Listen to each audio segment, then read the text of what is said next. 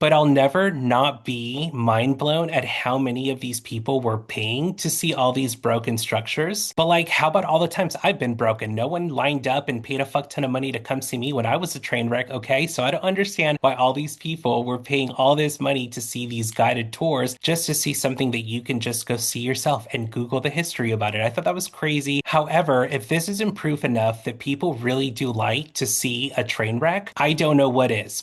Welcome to Unshut, a place where if at any point you feel like you need to shut the up, don't.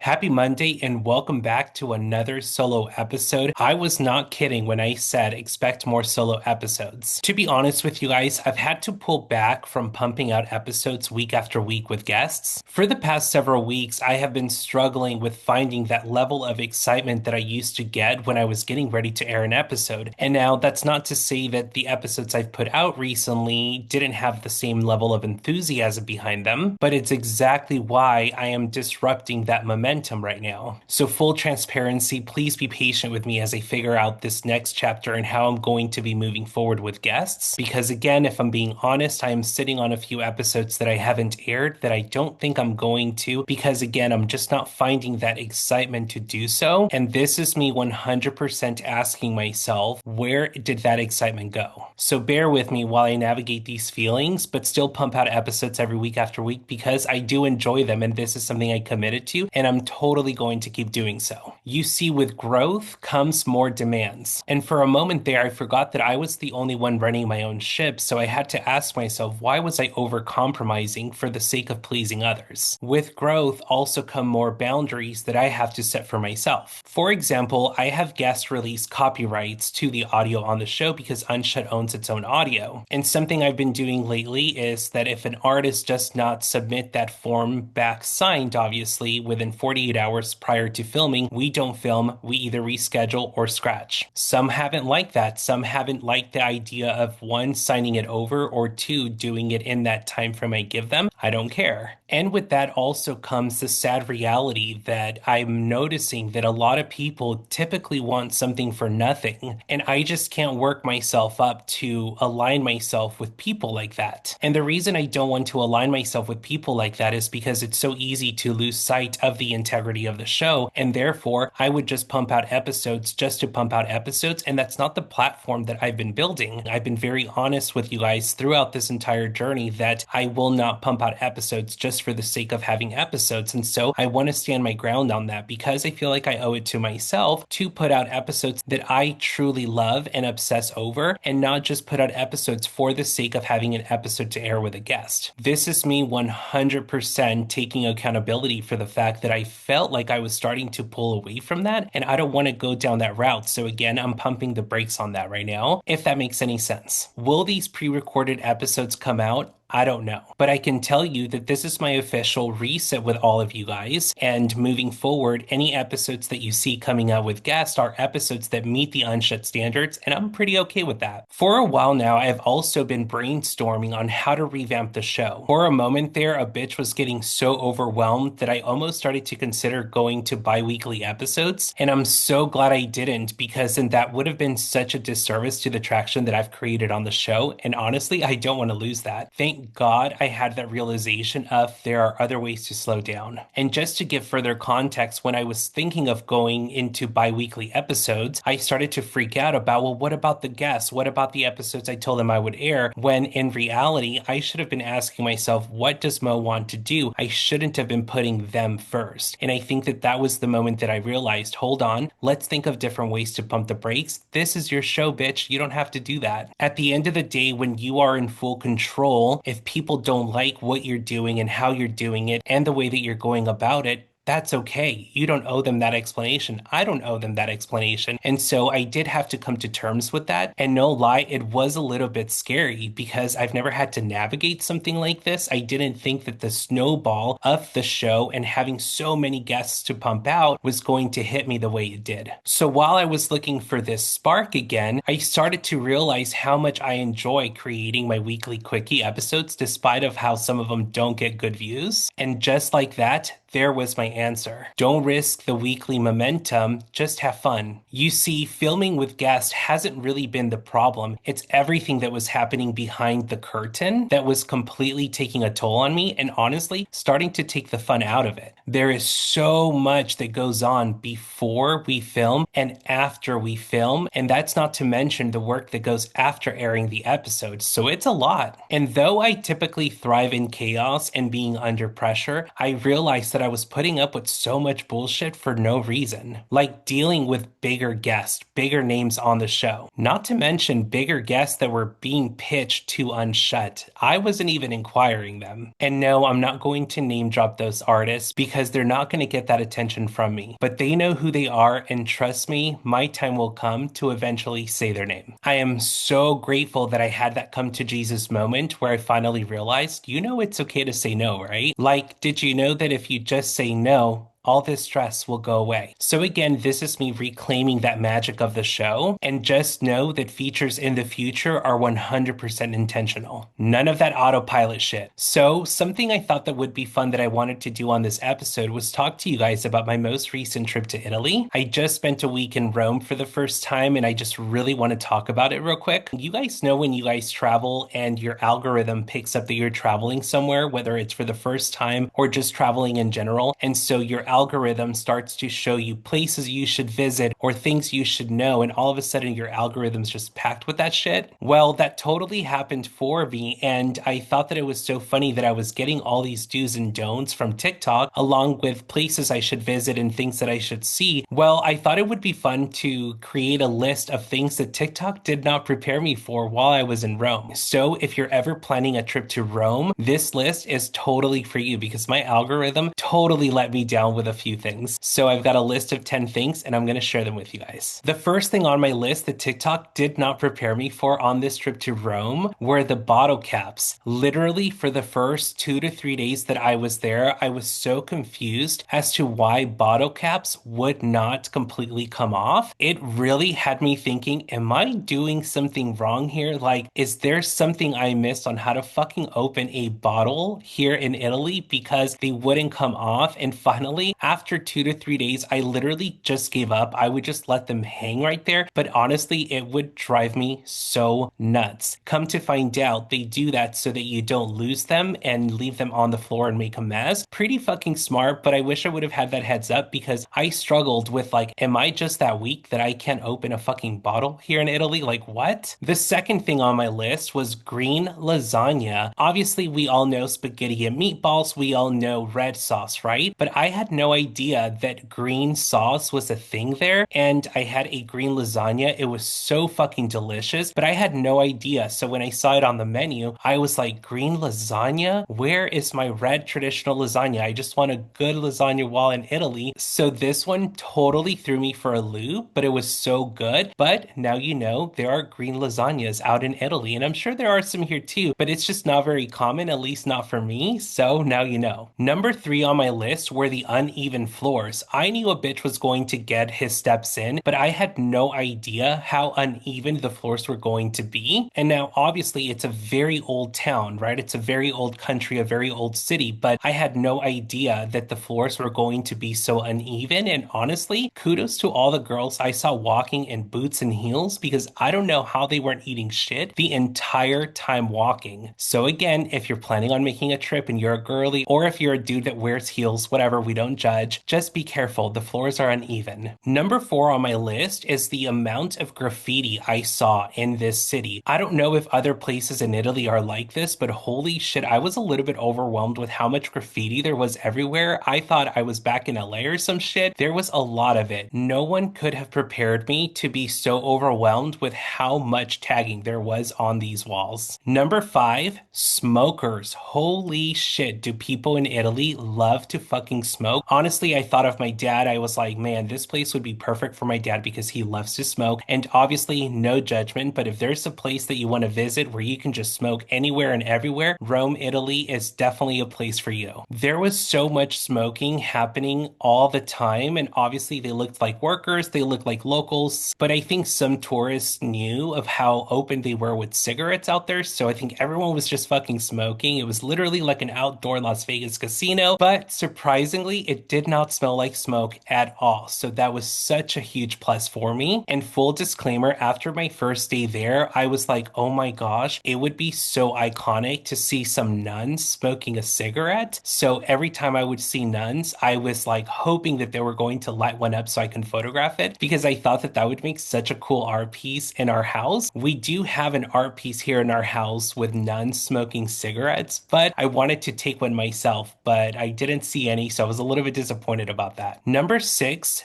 jaywalking. Holy fuck, does no one care about jaywalking in Rome? Some of these streets were so filled with people crossing the street, not even looking both ways. And the streets would go from being full of people to a car just casually coming by, literally in the tightest space ever. And I'm not gonna lie, these drivers do not slow down. They don't give a fuck that you're crossing the street, okay? So you have to be very careful. But the amount of people that would just jaywalk on these streets literally had me on edge that I was going to witness someone getting hit by either a bus, car, or scooter while I was in Italy. And I had no idea that people were just going to crowd the roads the way that they were doing. Sidewalks, duh. Roads, on the other hand, had no idea. Number seven is a little bit silly because I should have known, but scooters, I had no idea that scooters were really a thing out there. And obviously, the Lizzie McGuire movie, we all know, right? Like, we know, I know, right? But I didn't know. Does that make sense? Like, when you know something, but you don't know something, or you don't really know until you see it for yourself. Scooters were definitely a vibe out there. They were so fucking cute. And the way they would park them, like literally 20 in just one line straight, I thought it was the cutest thing ever. But this was definitely something that caught me off guard. I knew I would see scooters, but I didn't know I was going to see this many scooters. Okay, number eight is really fascinating to me because we obviously know about the drinking fountains, right? Like in Rome, water fountains, you're allowed to drink from them. Yes, I totally drank some because I had to. Like, I wasn't going to be there and not drink. And I will say, tastiest fucking water ever. It felt like it was coming out of a waterfall. So fresh, so cold, and my stomach did not get sick. Now, did I go back for seconds? Absolutely not, because I'm a bougie bitch, but I did try because I had to get that experience. But something that totally caught me off guard were the amount of people that were literally dressed up in the nicest, bougiest suits, just bending over, drinking water, or filling up their cups. Now, I'm not trying to be rude or whatever people call it, like when you're a classist or whatever. I don't know if that's the right word, but not trying to be that. But I was really prepared to see like either homeless people or just casual people drinking out of these fountains, or even just tourists filling up their water bottles. No, this water was for everyone. And I thought that was the coolest thing ever. Again, people in like the fanciest suits or women in like the nicest outfits and heels, just casually bending over, drinking some water or filling up their water bottles.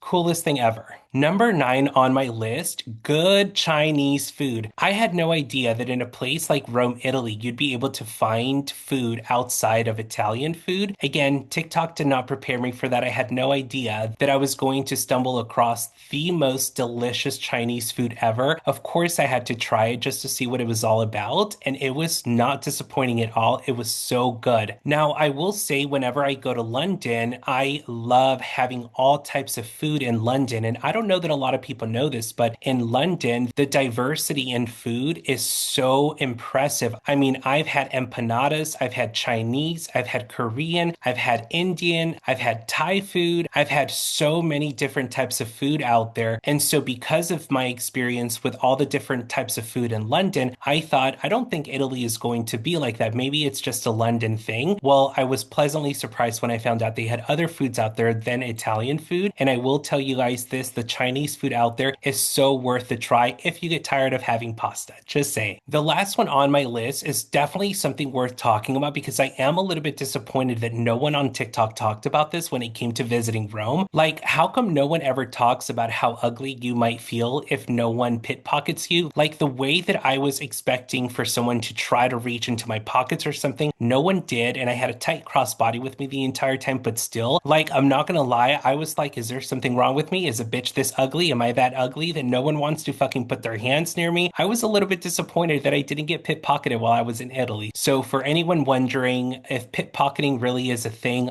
I wouldn't be able to tell you because no one tried it with me. And honestly, I felt a little ugly about it, all right? So don't want to talk any further about it, but I thought I would share that, okay? Absolutely loved my trip to Rome, but if I'm being completely honest, right, I have to keep things unshut, unfiltered with you guys. I did think that Rome was a little bit overrated and a little bit overhyped. No one come for me for that, okay? However, I must say, I really do appreciate how much they honor the foods that they cook with and the flavor that comes with it. For example, jelly tastes just like the fruit jelly that they are using, not fruit cooked in a fuck ton of sugar, if that makes any sense. And also how vibrant the colors were in all their fruits and veggies totally threw me for a loop in the best way possible. So when it comes to the food, some may think that it's a little bit bland, but I actually really appreciated that because you get to really taste the herbs and the flavors that they cook with. They don't try to enhance them with salt or sugar. So big kudos to them for that for sure. Something that we also have to talk about real quick is the amount of groups doing these guided tours, seeing all these amazing spots, totally worth watching while you're in Rome, by the way. But I'm not gonna lie, it was a little bit overwhelming just to see how many of these groups were walking around doing these guided tours just to see these spots. Unpopular opinion, I know Rome was not built in a day. However, you can see all of Rome in one day, okay? But that's just me. Even one of the seven wonders, which is the Colosseum. And I'm not gonna lie, I wasn't like super excited to see it. I'm not really like a history buff or anything. However, I was so starstruck. Like I could not believe my eyes when we got to it. So even if you're not a history buff, just the statues and the places alone in Rome are so worth seeing. But I'll never not be mind blown at how many of these people were paying to see all these broken structures. Again, beautiful, yes. Worth seeing, yes. But like, how about all the times I've been broken? No one lined up and paid a fuck ton of money to come see me when I was a train wreck, okay? So I don't understand why all these people were paying all this money to see these guided tours just to see something that you can just go see yourself and Google the history about it. I thought that was crazy, but no judgment, whatever floats your boat. However, if this isn't proof enough that people really do like to see a train wreck, I don't know what is, because again, all of this shit in Rome is broken, the structures are falling apart and shit, and yet people will spend hours just staring at these structures. And yes, they're beautiful. Yes, they're worth seeing. And I'm not being a hater. Sorry if it comes off that way, but I thought that it was so funny that it's like, man, it's true what they say. If you're a train wreck, everyone wants to watch all of a sudden. Like, people are really out here spending time and money to see what's left. Fascinating. Also, another random thing I want to share real quick is how surprised I was that there wasn't any spooky shit happening in this city. Like, for the amount of history and how old this place is, I was really expecting to experience some spooky shit. Like, you would think with all these Catholics and priests that are pulling exorcisms left and right, there'd be some haunted shit happening there, but it looks like they really do exorcise those demons away because there was nothing spooky happening, nothing paranormal or anything like that happened. And even though I'm grateful, I was still a little bit surprised. Or honestly, it could just be that these demons thought the tour guided groups were annoying as fuck too, so it wasn't just me. Just kidding. Anyway, Rome for me is still a solid 9 out of 10. 9 because I don't think that it's a place I would go back to, but I would love to explore more of Italy, hands down for sure, which I am planning on doing so. But for me personally, 9 out of 10, and I still think that's a really good rating.